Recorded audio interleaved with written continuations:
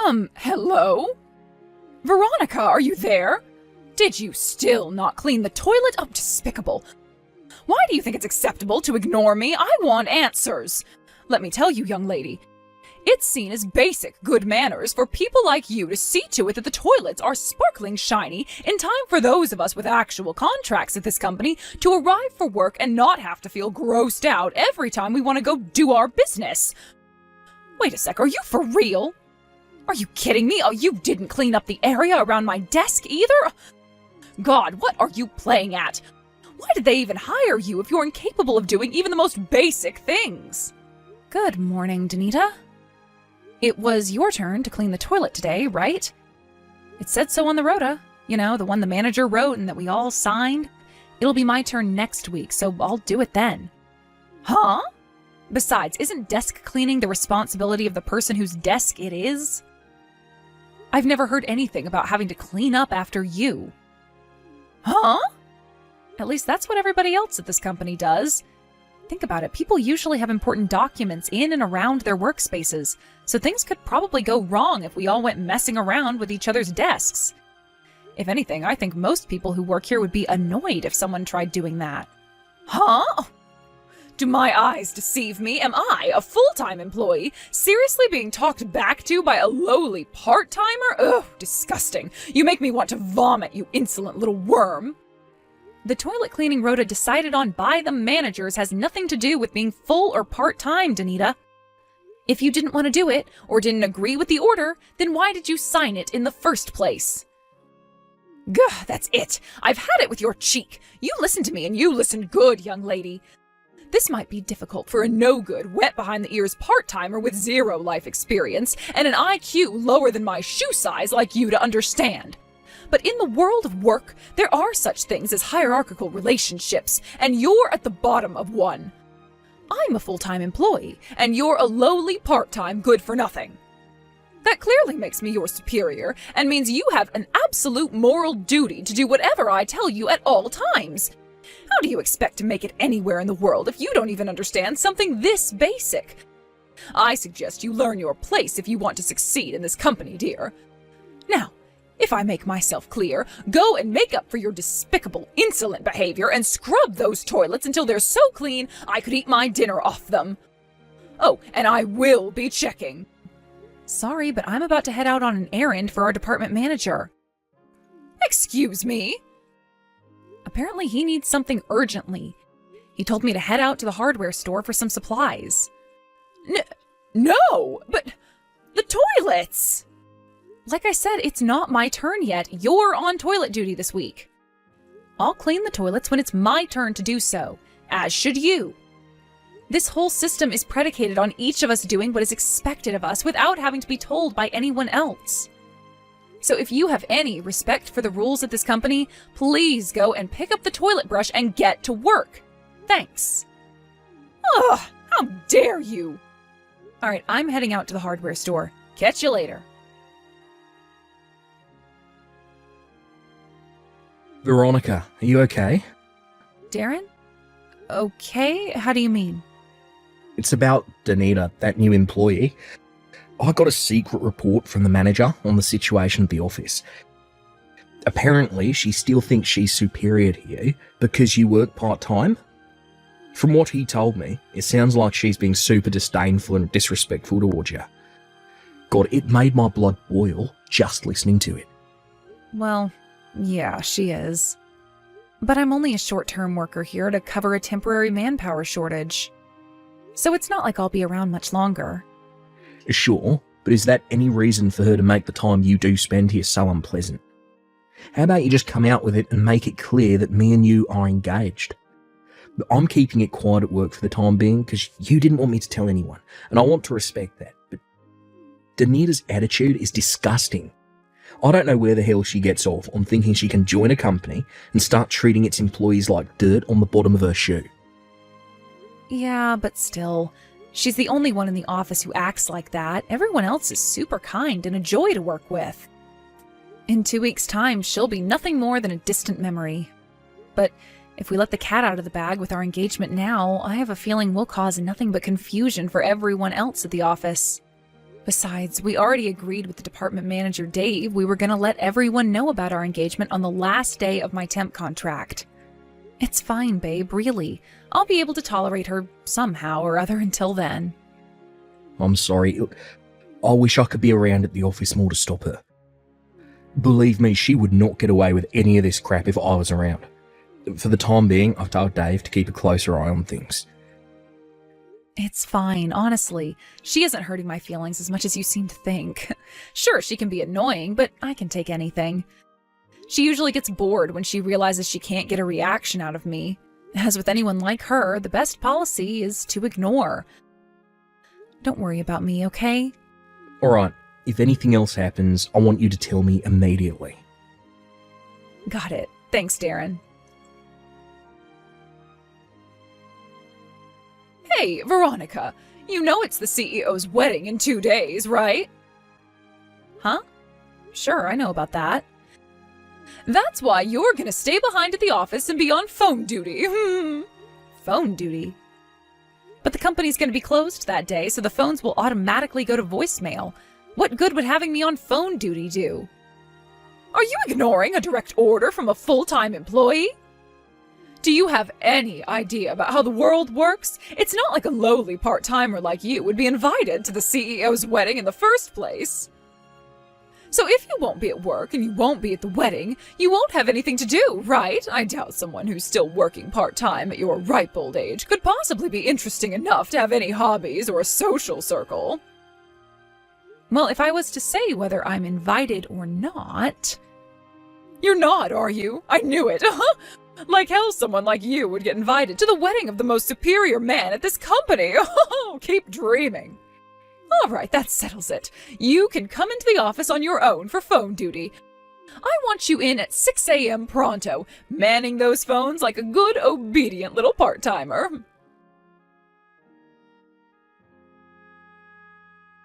Hey! What the hell are you doing at the CEO's wedding?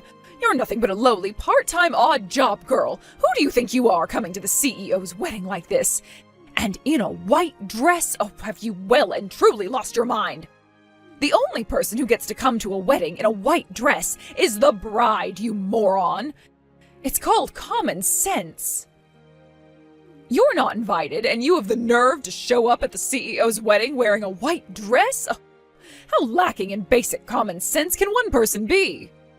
Not only that, but the direction I just saw you walking in, isn't that the area where the bride waits before she walks down the aisle? Oh my God, are you plotting to crash the CEO's wedding? No way. Are you gonna try and steal him from his bride on her own wedding day? You are sick in the head. You're scary. You have to be stopped. Anyway, didn't I tell you you'd be on phone duty on your own at the office today? This kind of idiocy is exactly why you're still doing part-time moron work and still haven't managed to become a proper full-time employee like me. Ugh, looks like it's down to me to save this wedding. Don't worry, dear. You'll have no choice but to go home when I'm done with you. Prepare yourself for what's coming. You have no idea about the hell that's about to be unleashed on you, missy. Don't say I didn't warn you, bitch. I spilled red wine all over your white dress.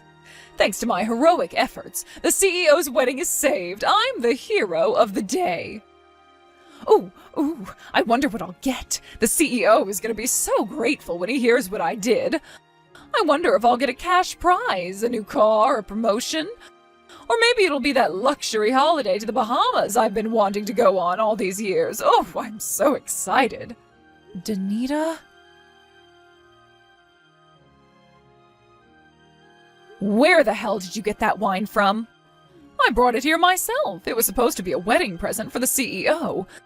I never expected I'd end up using it to save the day from a psychopathic wedding crasher hell-bent on stealing the CEO from his new wife, but hey, life can be strange sometimes. That dress you just poured wine all over, it wasn't mine. I was borrowing it from someone. Huh? Oh, who cares? That's not my problem. You should be more concerned about why you're so mentally deranged. Do you think it's acceptable to show up at a wedding no one invited you to, pretending to be the bride? You're in the wrong here, so pay the cleaning costs yourself. The bottom line is that you need to get the hell away from this church and leave the CEO alone to have his wedding in peace. Go home, weirdo. There's something you should know. What? You weren't invited to this wedding, Danita. Huh? You might not have noticed, but there are no regular employees here today. It was only ever intended to be a small ceremony, and the only people who got invites were those of the department manager rank and above. I find it hard to believe you were sent an invitation letter by accident, which can only mean you showed up and invited yourself into the church without permission. Huh? An invitation letter? What are you talking about? How about you stop spewing nonsensical crap and disappear from this church like everyone here wants you to? You really want me to go home, don't you? Yes, and quickly. You should know that if I do, this wedding will almost certainly be called off. Huh? Okay, goodbye.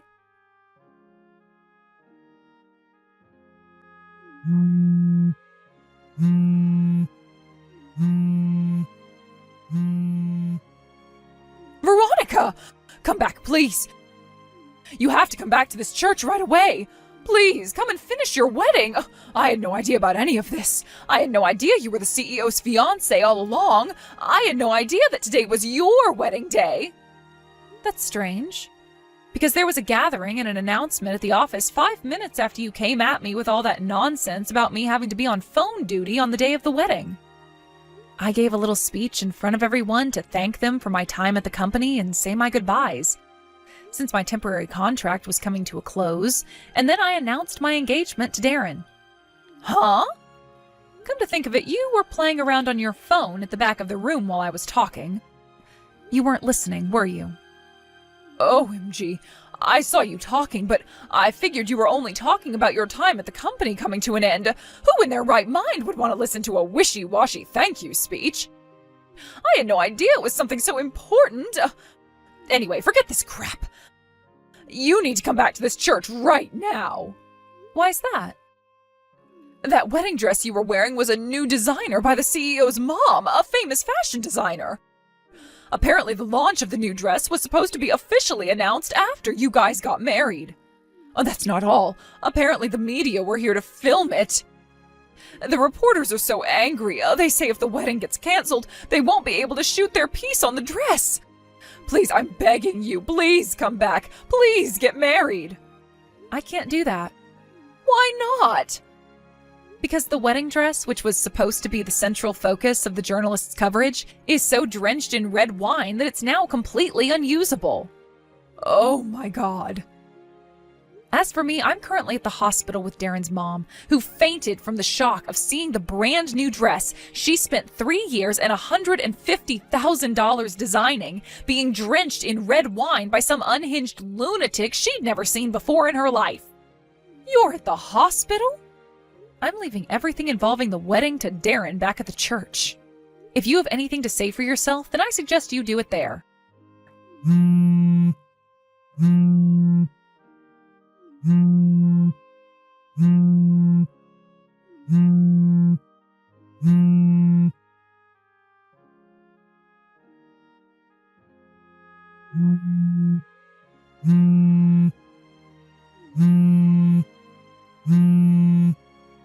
Would you stop that? I need you to stop it with the phone calls. This is bordering on harassment now.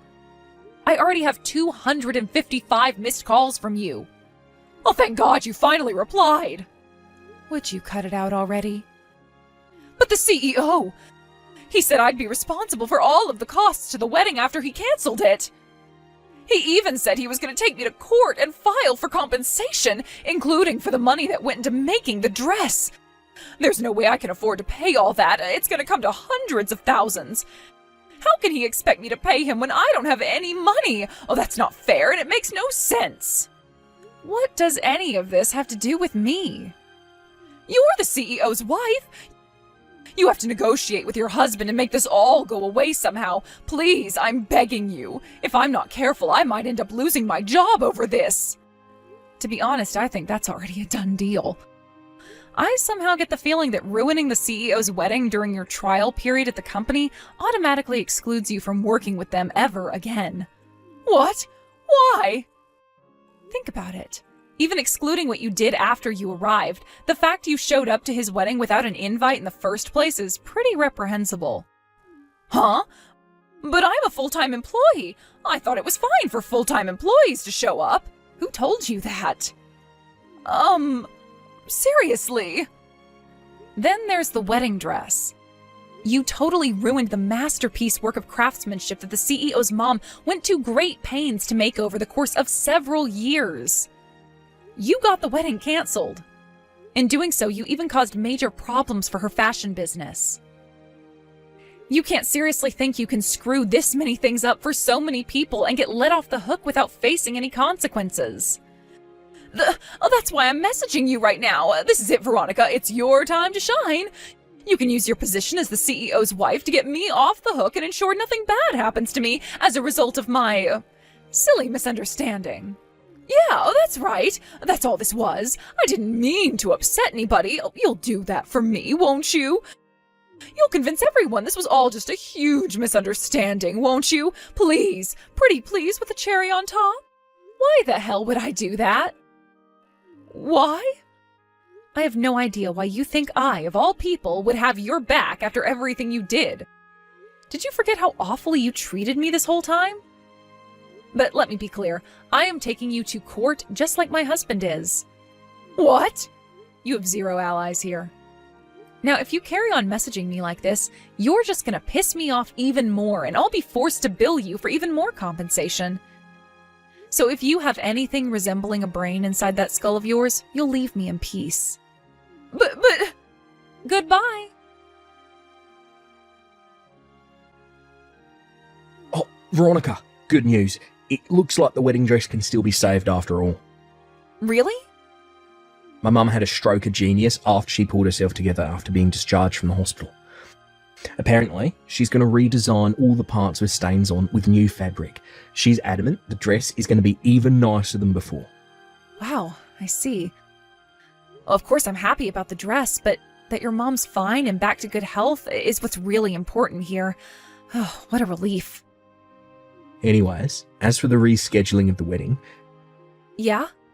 It'll lead to it being delayed a little longer, but how would you feel about us splurging out and holding a truly epic ceremony overseas? Huh. Overseas? But I've never been abroad. That's why I'm suggesting it. How cool would it be if you got married on your first time ever leaving the States? We can still do a small unofficial ceremony with a banquet and whatnot locally for the guests who can't make it abroad.